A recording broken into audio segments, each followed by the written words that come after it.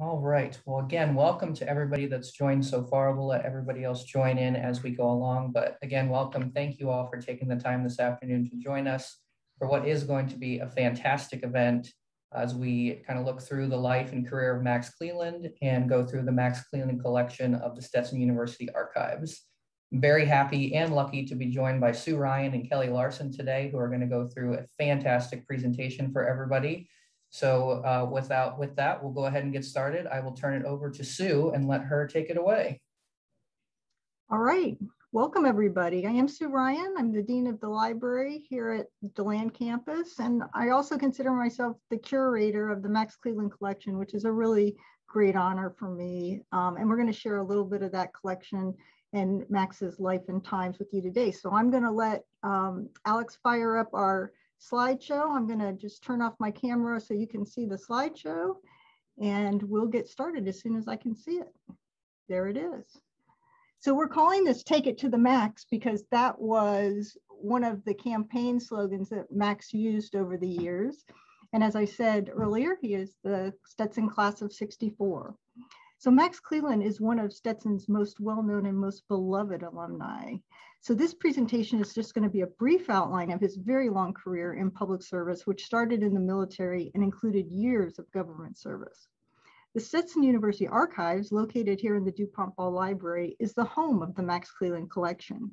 Thousands of photos and memorabilia items that document Max's life and career.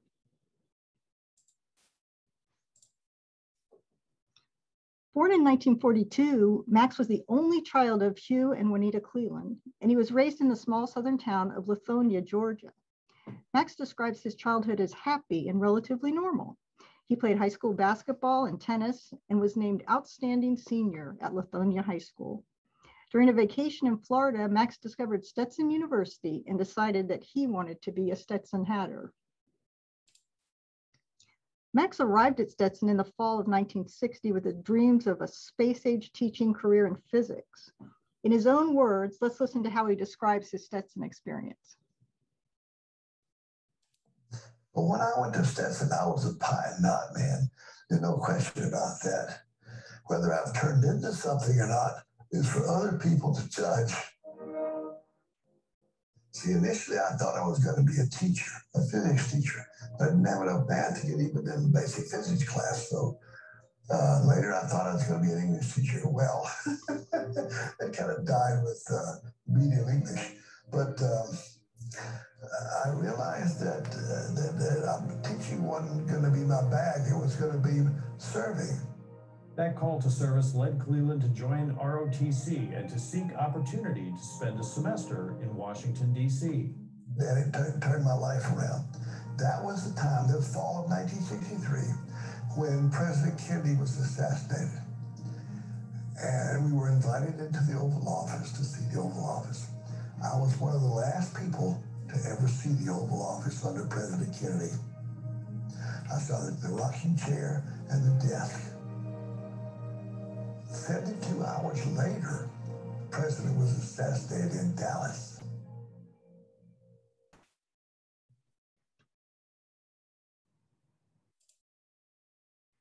So while Max may have had a bit of a rough start academically at Stetson, he found his footing and he embraced his college years. During his 4 years at Stetson, Max not only joined ROTC, but he was a member of the Lambda Chi Alpha fraternity. He loved his time on campus, making lifelong friendships, and especially with some of his professors. By senior year, though, he was restless and bored in what he and many others called deadland. Inspired by President Kennedy, Max applied for and was selected as a Stetson student to participate in the Washington semester in DC. At American University, Max took classes in politics and government and caught what he called Potomac fever. Max was still in Washington when President Kennedy was assassinated, as you heard him say, and he went to Arlington Cemetery to watch the president be interred. Both the death of President Kennedy and his Washington semester experience had a profound effect on Max. He confirmed his commitment to join the military and engage in a life of some type of public service. In the photo seen here, Max is seen many years later meeting with Washington semester students. Max graduated from Stetson in May 1964 and was commissioned as a second lieutenant in the United States Army. He's seen here at graduation weekend with his parents.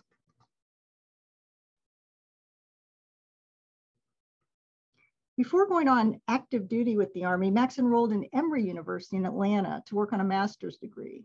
So during that time, he spent the summer in Washington, D.C. as an intern for Congressman James Mackey, and he met one of Georgia's most famed politicians, Senator Dick Russell.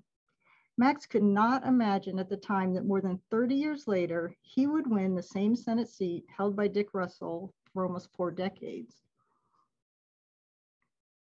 After attending Emory University, Max became an active duty Army officer in the fall of '65, serving as a signal officer and as an aide to General Tom Rienzi for the first 2 years of his military career.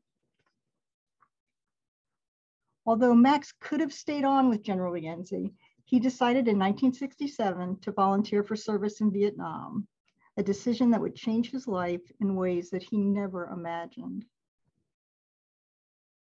As a signal officer with the Army's 1st Air Cavalry Division, Max participated in every major operation by the CAV in '67, but much of his year-long tour in Vietnam had been relatively uneventful, in his words. In our archives collections, we have a very powerful set of tapes that run about 8 hours that Max recorded during his year in Vietnam. As the tapes progress, you can hear Max coming to terms with the war and growing up very quickly as the reality of the situation set in.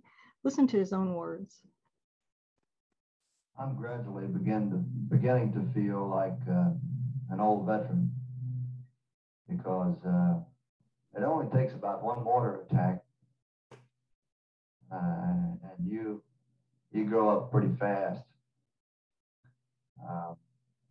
I'm sure that in the next 2 to 3 weeks, we're going to have our share of action. And the moment of truth, as Hemingway says, will be nigh. I'm afraid I can't offer any kind of neat, bad solution to the situation over here. Everybody I talk to, they say they'd run for president if they had a solution, but unfortunately they don't. It looks more and more like it's like it's past the time for solution. I think the time for the solution of the problem was actually back before it started. We can't go back to pre-colonial days. We can't go back to the 50s, where there might then have been a chance of actual solution. It looks now that too much has been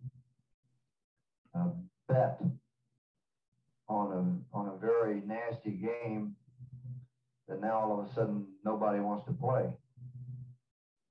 And like all wars, it's just going to end up being a test of power between the two participating parties. You got to remember, as we listen to that young man was in his 20s when he was talking about the war. In the bottom of one of hundreds of boxes that have been stored for decades in his parents' basement and later given to the library was this small book titled Quezon Diary. When we showed it to Max, he had forgotten that it had existed, and he saw the contents for the first time in 40 years. Like the tapes, the diary chronicles Max's time in Vietnam.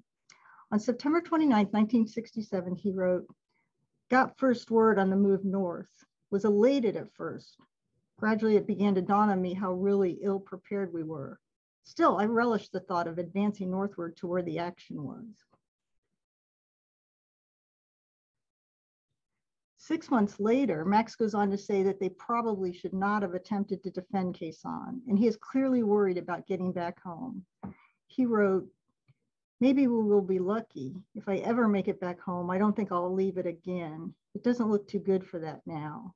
Was scared out of my mind at first, but the will to survive has taken over now in a quiet way, the belief that I will make it some way. I do hope to hell that they either bring us back or help us out. We can't hack it by ourselves for long. Something has to give." On April 2nd, only weeks before he was scheduled to end his time in Vietnam and go home, Max was part of the relief force that helped secure 5,000 isolated Marines at Khe Sanh. On April 4th, Max and his unit were pinned down in a bomb crater near the Khe Sanh base, and they came under rocket attack. At daylight, 4 of the men in the battalion were dead. Just 4 days later, 200 men in the division were dead, and Max's life would soon change forever. On August 8th, 1968, Max stepped out of a helicopter to set up his position east of Khe Sanh. He reached down to pick up a grenade that he believed he had dropped, and it exploded. Max was severely wounded and barely alive. The watch he was wearing at the time is frozen at the time of the explosion, with the watch hands bent by the blast.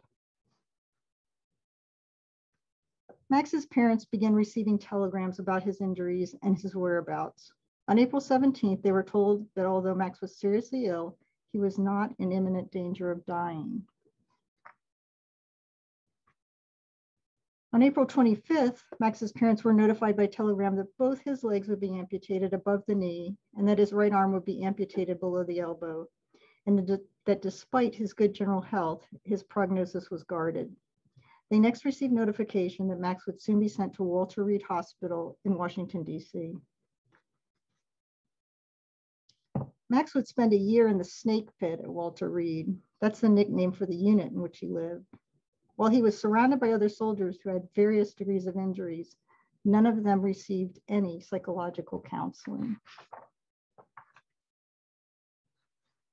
From Walter Reed, Max moved to a nearby VA hospital to engage in extensive rehabilitation and physical therapy.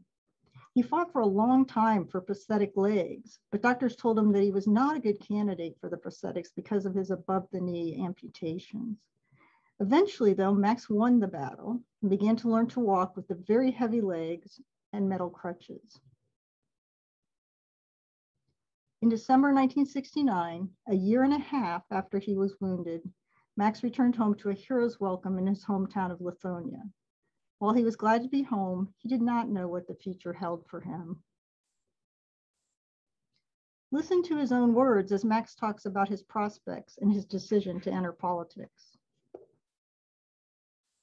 I was spent a year and a half in military at VA hospital. Came home and wondered what in the world I was going to do. So I said, well, I took a stock of my life. I said, no job, no future, no girlfriend, no money, no car. Now's a great time to run for the state senate. So that's what I did. And believe it or not, won 1970. It was the same year, I was 28. I was youngest member elected to the state senate.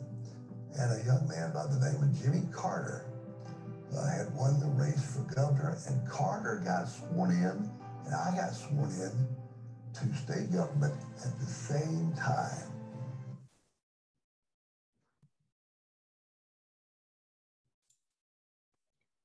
So Max gained a considerable amount of freedom when his car was outfitted with hand controls, allowing him to drive. He campaigned for the state senate on his prosthetic legs, which were very difficult to use, and left him bruised and exhausted at the end of each day. Seen here, Max's artificial legs were very heavy, with none of the modern advancements we see in prosthetics today. The prosthetics today sit in the library and are a reminder of the burden that Max carried in that first election. Max would go on to win a second term in the Senate, a rare feat for a Democrat in a Republican-controlled district. During his run for state Senate, Max met Jimmy Carter, who was then running for governor. And although Max liked Carter, he said he never imagined that Carter could win the governorship. When both Max and Jimmy Carter won their races, they began a lifetime friendship. During Max's time in the Georgia Senate, he introduced a bill that all buildings built with public money in Georgia must be handicapped accessible. This was well before we had national legislation like the Americans with Disabilities Act. And Max was honored to have Governor Jimmy Carter sign it into law in 1972. Max ran successfully for a second term, but this time he ran using a wheelchair instead of the prosthetic legs. It was a difficult decision for him to move to the wheelchair, as he worried that people would not vote for someone in a chair. but the legs were very painful and tiring, so Max stopped using them from that time on. After 2 terms in Georgia's Senate, Max decided to run for lieutenant governor. He lost that race, but was soon invited by California Senator Alan Cranston to work in his office, reporting to the Senate Committee on Veterans Affairs on the condition of VA hospitals. So Max packed up his few belongings and moved to Washington, D.C. to earn a whopping $12,500 a year as a Senate staffer. Although the Vietnam War had been slowly winding down, the war finally ended when Max was in Washington. Max had come to believe that the war was meaningless. When he gave us all his Vietnam memorabilia, including his medals, he said he wanted nothing to do with that stuff anymore. In his book, Max said, "For me, Vietnam meant loss, lost legs, lost arm, lost youth, lost innocence, lost war. Those of us who fought there were victims of history." When Jimmy Carter was elected president in 1976, one of his first appointments was his friend Max Cleland as head of the Veterans Administration. Max would become both the youngest VA head ever, as well as the first Vietnam veteran to head the organization. Max has called this appointment as the public service that he most cherished, even though the VA was in terrible condition when he arrived, and he found it to be a difficult and thankless job. When Jimmy Carter lost re-election as president, however, Max also lost his job, and he headed back to his parents' home in Georgia. He decided that he would run for Georgia's Secretary of State, his first statewide election. Max would become the youngest Secretary of State in Georgia history, and he was elected 3 times for the position, serving a total of 13 years in the post. As Secretary of State, Max appointed the first Black Assistant Secretary of State, registered 1 million new voters, and had an open door policy for anyone who wanted to meet with them. The position was considered a safe position that Max could likely have kept until retirement. But Max was restless and he wanted a greater challenge. So while he was considering a run for Georgia governor, U.S. Senator from Georgia Sam Nunn announced that he would not seek re-election, and Max decided to run for a seat in the U.S. Senate. He campaigned hard for 2 years and ended up in a too close to call election night. When he woke up the next morning, Max got the news that he would be one of the 2 U.S. senators from Georgia. As a Democrat, Max sat on the Democratic side of the Senate near Senators Hillary Clinton and Ted Kennedy. If you look real closely at this picture, you can see Hillary in the blue jacket and Ted Kennedy 2 seats to the right of Max. Max would become close to both of them. He would sometimes go to the Kennedy family compound in Hyannisport and sail with Ted on the family sailboat. In the Senate, Max served on a number of committees and earned respect for his work in such areas as healthcare and education reform, bioterrorism preparedness, homeland security, and fiscal responsibility. In this photo, he's seen with the senators who had all served in Vietnam. While in the Senate, Max not only developed a personal relationship with Hillary Clinton, but also with President Bill Clinton. Max had first met Bill when Max was Secretary of State in Georgia and Clinton was governor of Arkansas, and they had always liked each other. Max ran for re-election in 2002, but he lost to a Republican candidate at a time when it was becoming very difficult for Democrats to be elected in Georgia. The campaign got very ugly at times, which was chronicled by cartoonist Gary Trudeau in his Doonesbury series. Max's seat was targeted by Karl Rove as one that the Republicans would attack particularly hard, and the tactics were successful. After the loss of his Senate seat, Max battled depression and renewed PTSD brought on by the war with Iraq. He returned to Walter Reed for treatment, this time for the counseling he never received in the 60s, and for help with his depression, anxiety, and PTSD. At the urging of his longtime Stetson friend, political science professor Wayne Bailey, Max accepted 2 positions at American University, serving as an adjunct professor to the Washington semester program that had been so influential in his own life as a college student, and is a fellow in American University's Center for Congressional and Presidential Studies. In 2002, Max was appointed to the National Commission on Terrorist Attacks upon the United States. The commission was formed to prepare a full account of the 9/11 attacks. In December 2003, Max resigned from the commission, noting the lack of cooperation from the Bush White House and what he believed to be a compromised investigation. For the next several years, Max served as one of the directors of the Export-Import Bank of the United States. The bank is the official export credit agency of the United States federal government, and it operates as a wholly owned federal government corporation, assisting in financing and facilitating U.S. exports of goods and services. In 2007, Max was semi-retired and was doing speaking engagements and working on a new book. In 2009, however, President Barack Obama appointed Max to be Secretary of the American Battles Monuments Commission. The commission oversees American cemeteries in foreign countries.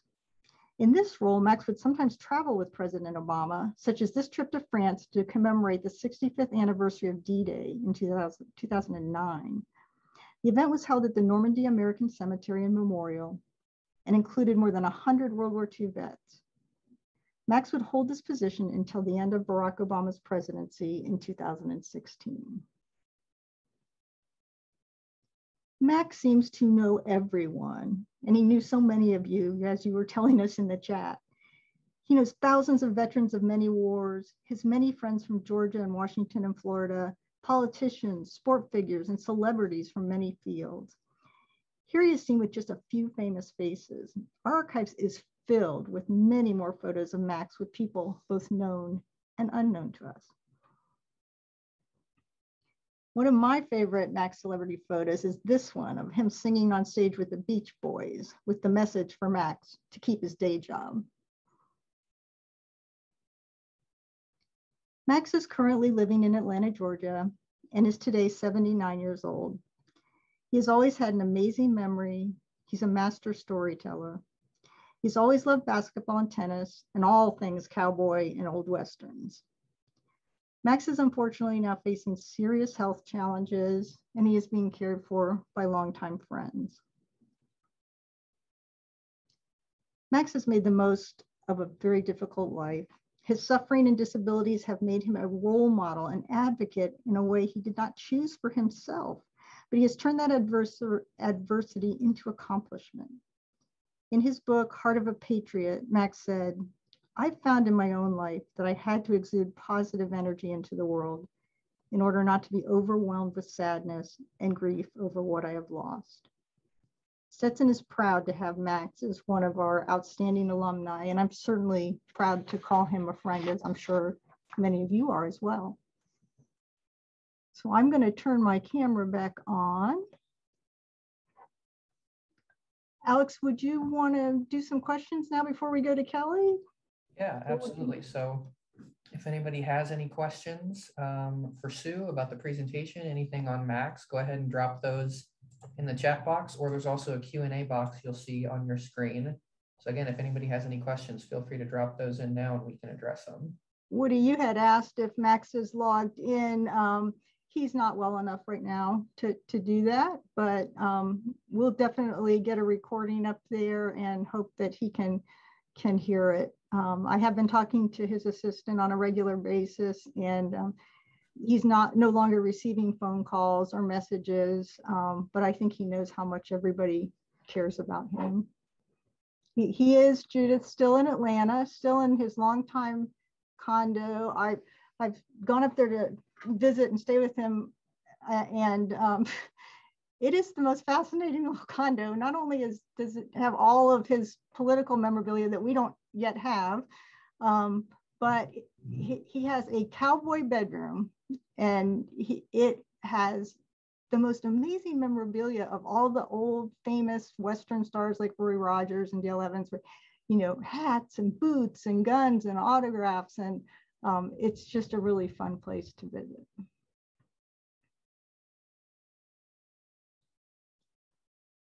Oh my gosh, Rena, I'm not sure I could tell that one in public. You know, Max once said that that I knew all his deep secrets and that he trusted me to keep them.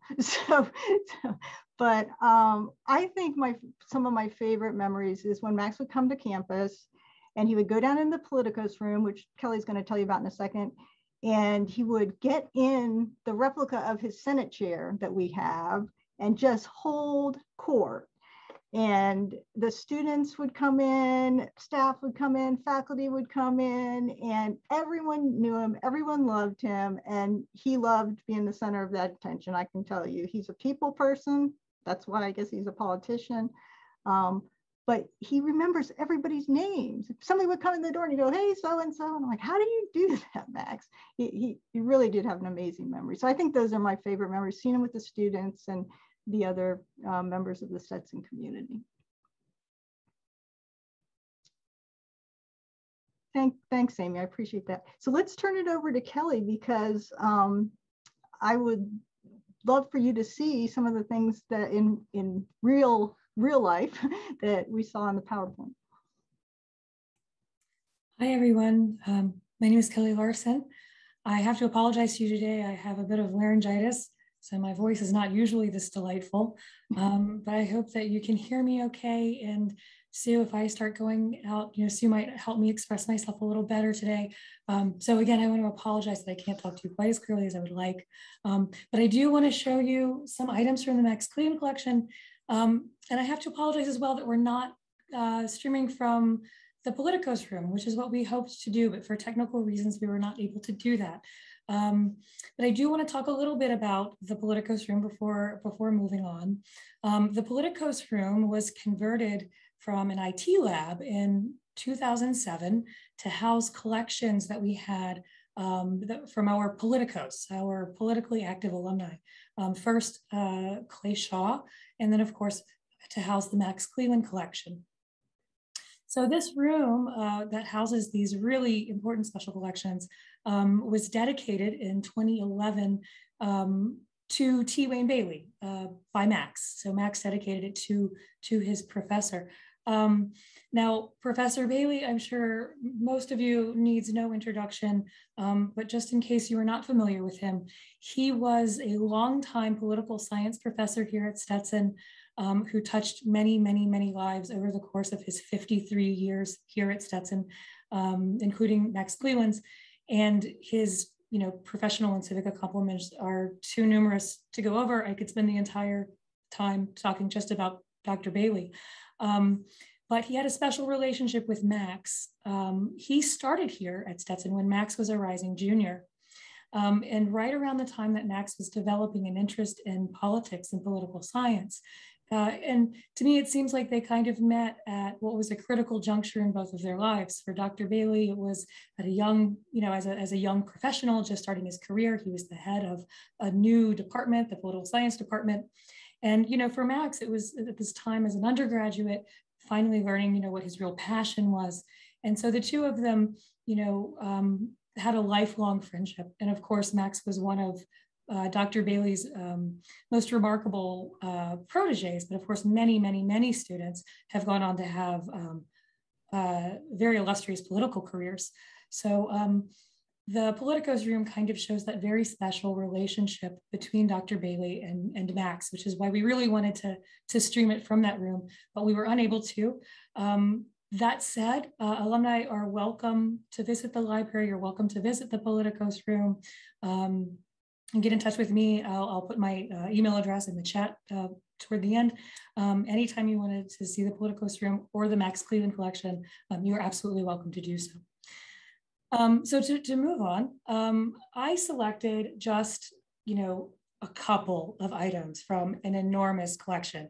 Sue said that this was a huge collection, and it is. It's thousands of items and photographs, and not all of this is stuff that I can put on a screen and you get the full impact of it. So I tried to choose items that kind of reflected some of the themes that we've talked about today and some of the items that Sue has made reference to.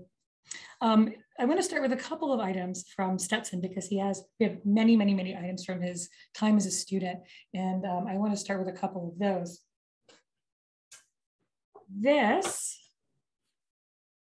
is a rat cat. I'm sure many of our alumni are pretty familiar with what this is. If you're not, the rat cap was this kind of freshman beanie hat that was given to first years when they started school. And it was part of this kind of elaborate initiation ritual that happened at Stetson, where there were all of these different activities that were meant to be kind of lightly humiliating or silly or funny. And, you know, it was very, very lighthearted, very much in the spirit of fun. Although today I think we probably wouldn't allow it. But it was an exciting introduction to Stetson, I think. And Max kept his rat cat, and it says, you know, it has his name and his year there as well. So that's one of our items from his time here.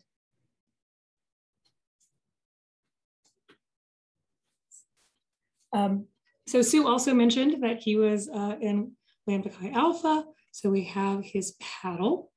And again, this is another sort of initiation item. I don't know that these are used that way anymore, but it's also kind of a historical document too, because there's information about the chapter, and you know, it has his name and his pledge date, but this is when he pledged, and it also has a long list of members on the back as well. And I don't know if they made, if Max made this one himself, if he did the woodwork. I think in some cases they did. So we're not sure, but it's definitely handmade by somebody at Stetson. Yes. So this is another kind of fun item from, you know, his social life. Another item that I want to share with you is from the more academic side of things. This semester that he spent in Washington, D.C., that was so transformative and so special for him. We have his scrapbook from his Washington semester. And this is perhaps not one of our more visually interesting items, but looking through this scrapbook is really, it's really enlightening. And it really shows Max's, the formation of his political identity and his intellect.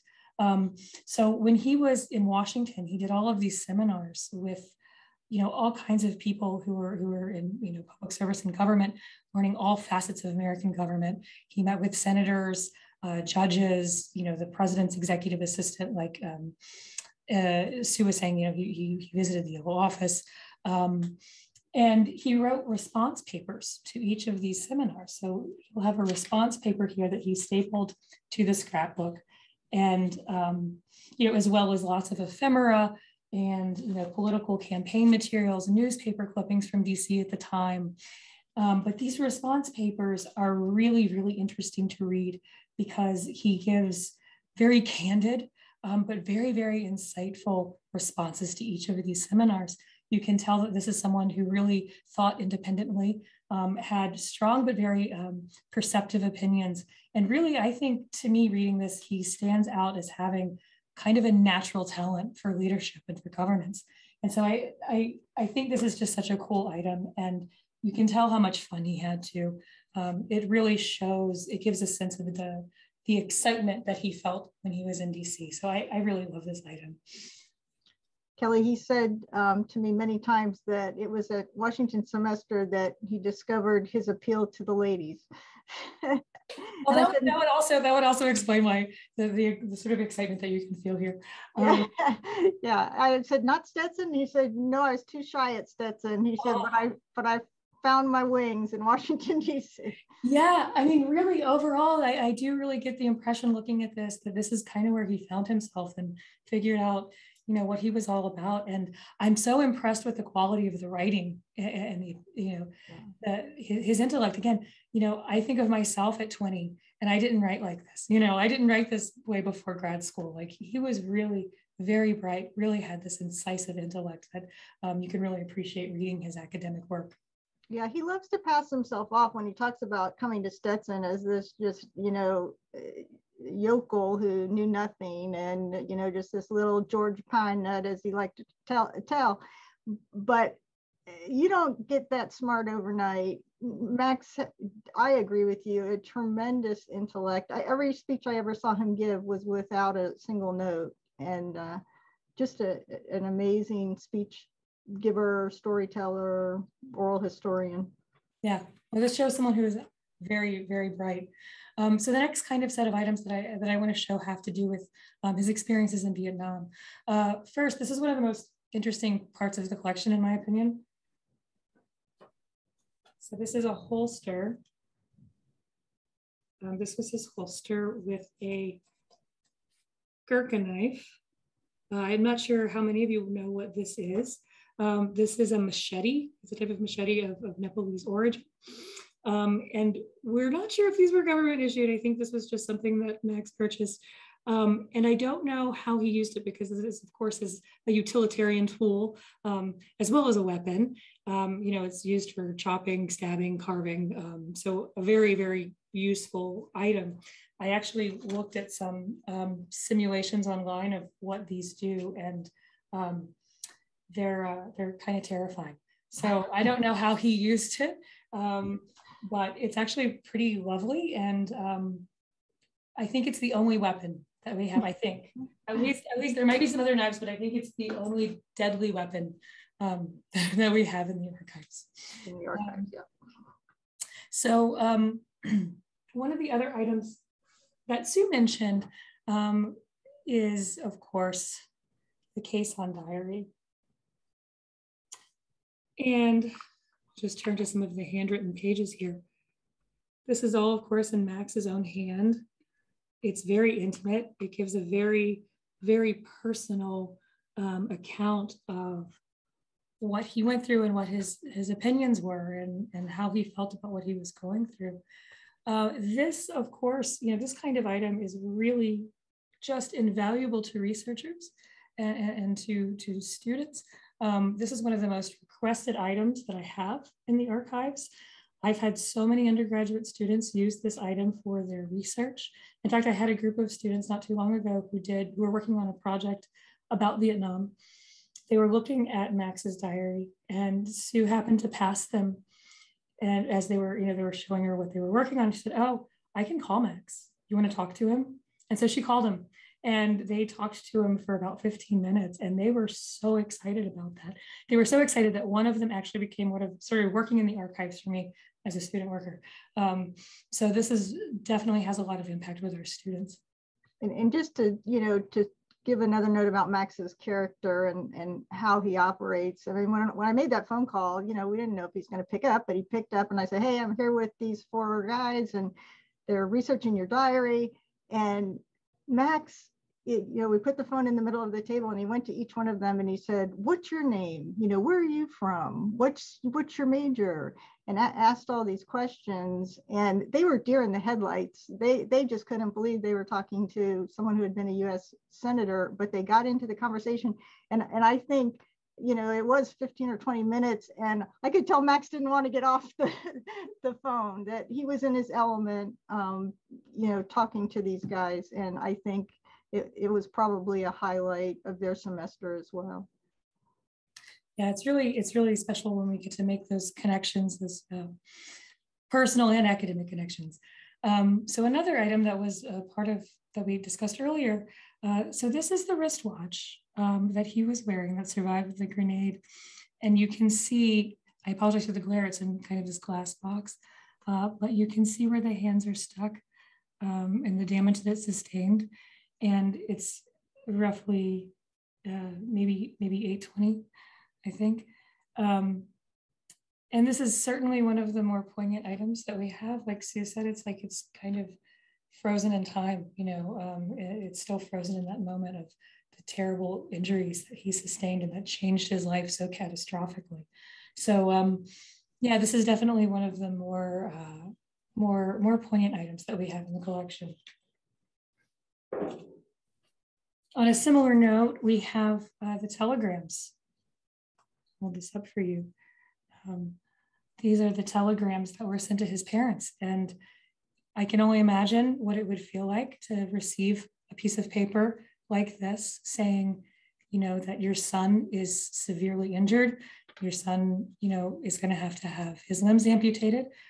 So you can only imagine what it was like to receive this kind of information. One of the things that really, was amazing is Max was an only child, and his parents kept everything.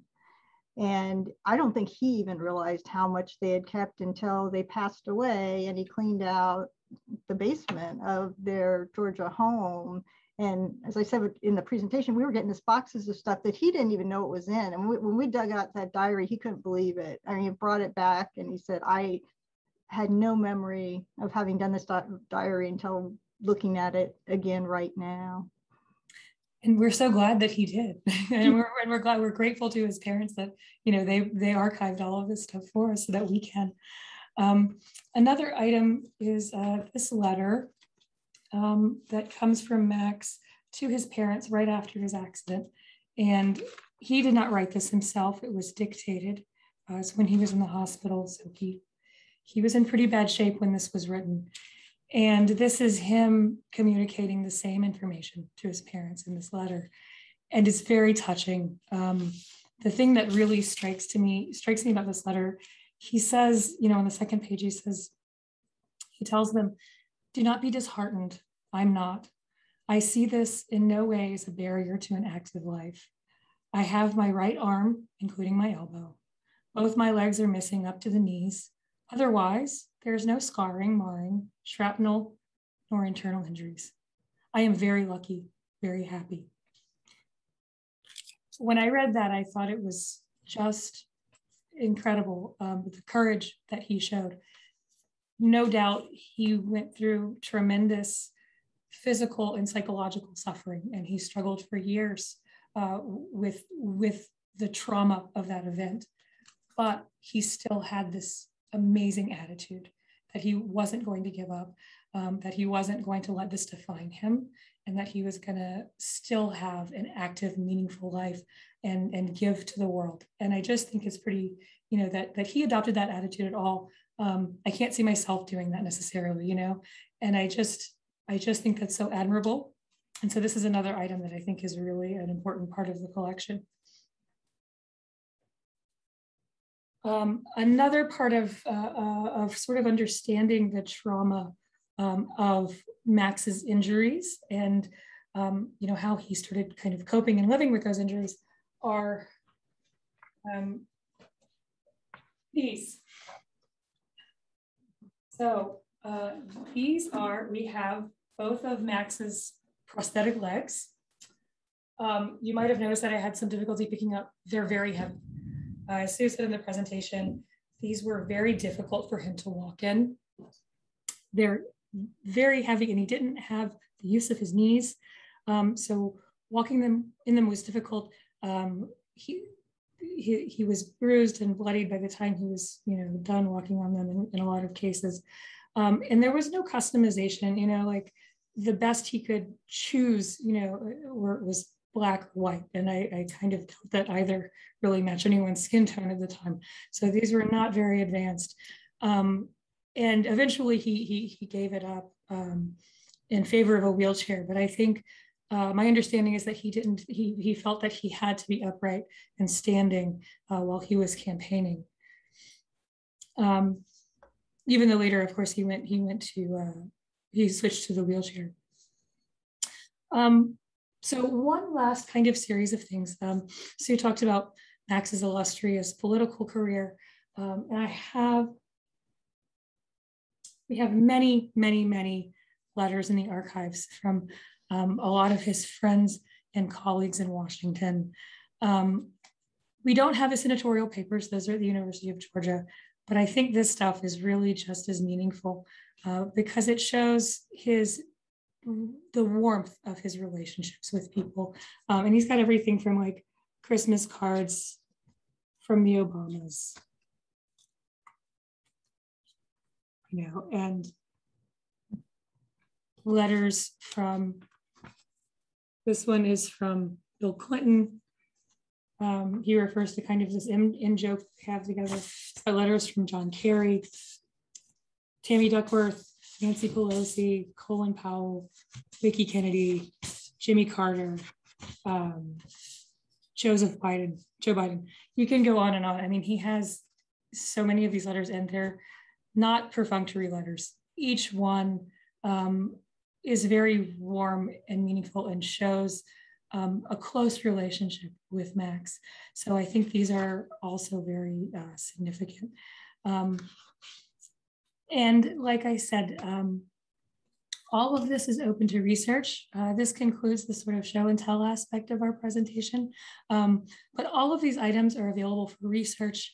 They're open to researchers in the Politicos room or through me. They're also, some of this is also available online, and I'm going to send my email address as well as the link to the Digital Archives Cleland Collection in the chat box if you're interested in those. We have a lot of these things, the most interesting ones online. I mean, there's just thousands and thousands of things that, you know, wouldn't be meaningful unless you were researching, but all of the fun, good stuff we've scanned or taken a picture of and put online. I would just add about the legs, the infamous legs that everybody talks about in the archives. You know, they were in the basement of his parents' home, and Max called me and said, "I got these legs and I'm throwing these away. These, you know," I said, "Don't you dare throw those things away." And he said, "Who wants to see these nasty old things?" You know, and I said, it's important that a generation who is used to seeing all the titanium and the advancements and people who are running on their prosthetic legs, that they see what just not that long ago, what people had to deal with. And I've never seen a person who isn't shocked when we bring them in the archives and we say, "Lift this," right, Kelly? Yeah, they are so heavy. And I just can't even imagine how he did it. It's just sheer determination on his part. Yeah, absolutely. So thank you, Amy. I appreciate it. We'll take any questions, but if you don't have questions, we certainly hope you'll visit us digitally. And if you're local or you're coming to DeLand, please come see us, because we're, as you can tell, we're super enthusiastic, not only about the Max Cleland Collection, which is my personal, you know, favorite, but we have so many wonderful collections that pertain to Stetson history and some of our more famous alums. And we just, if you get us talking about it, you can tell we could go all day. So we'd love to see you. Yeah, absolutely. And any questions that you might have about Stetson history, or, you know, any of our collections, please I'd be happy to answer them. Feel free to email me anytime. So Judith asks, is he married? Does he have children or grandchildren? No, he never married. And he was engaged at one point, and that did not work out. So no children, no grandchildren. He was an only child. Very, very, very few close relatives are left. So I think that's one of the reasons that Stetson is such a family for him, quite frankly. That he has adopted his friends as his family, and he has a huge family because of that. That's a great lead into a question we got on the registration form beforehand of, if you can speak to this, Sue, what made Max choose Stetson and what has kind of kept him connected to Stetson throughout the years? Yeah, well, I know what made him choose Stetson. You know, he came to Florida and he was just enthralled by the space program and the beaches and the weather. But he really did. You know, he said, "I used to throw bottle rockets out my window and I thought I was going to be, you know, teaching physics." And he said, "That wasn't going to work out because I didn't do very well in science." But I think that the whole 60s, you know, innovation and discovery and exploration really appealed to him. And we were the center of it here in Central Florida. And then why he stayed connected, it's people, no doubt about it. I mean, he's a people person, and he connected deeply with his professors, which I know some of you on the chat, or many of you on the chat, will have had the same experience. Especially Wayne Bailey and Evans Johnson.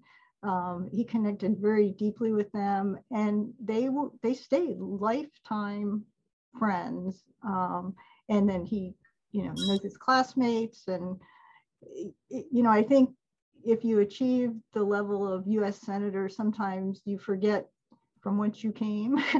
And I don't think Max ever forgot that he was raised in a small town in Georgia and went to a small school in Florida, and how extraordinary his life turned out to be against every odds. I think he was going to have a good career no matter what he did, because he was smart and everything. But I don't think anybody, least of all Max, would have predicted the levels to which he rose in politics and government service.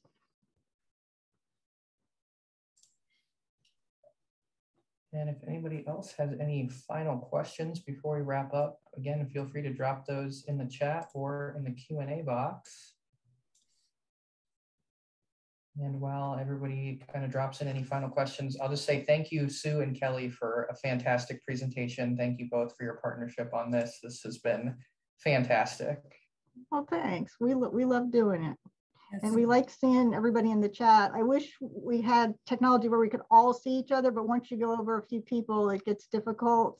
But we'll look forward sometime soon. I really hope to start doing these in person again. Absolutely. I can't wait. For sure. So, miss you too, Woody. Definitely miss you. Yes, we miss you, Woody. All right, so if anybody wants to watch the recording of this, we did record it, so I'll follow up and make sure everybody gets a copy of the recording, and you get those links to the digital archives and Sue and Kelly's information, so I'll make sure you get all that and follow up. Thank you all again for taking the time out of your day to join us. We hope you enjoyed it, and then as Max has done for all of us, I challenge everybody to just keep spreading love and kindness. Thank you. Thank you, Alex, and thank you everybody for coming. We really appreciate that on a Friday afternoon. Thank you, everyone. All.